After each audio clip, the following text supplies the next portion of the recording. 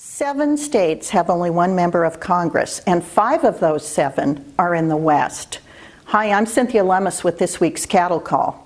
That's why I'm so proud to be chairman of the House Western Caucus, where we can collectively have a stronger voice for the West on issues such as the Interior and Environment Appropriations Bill, which we helped pass this year for the first time in 7 years. We can band even with some of our eastern colleagues like West Virginia and Pennsylvania on issues involving forestry and coal.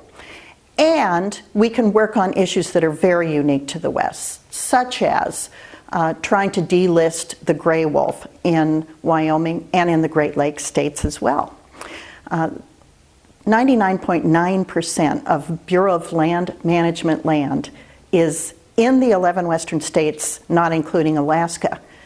And because of that, very few of our eastern colleagues even know what BLM stands for. Gives us an opportunity to take our educational efforts to the floor of the House and work on maintaining the strength of our states in the West, local control of our water, our air, our livestock grazing, our oil and gas and other mineral development, and have strong, robust economies that benefit all of the West. For this week's Cattle Call, I'm Cynthia Lummis.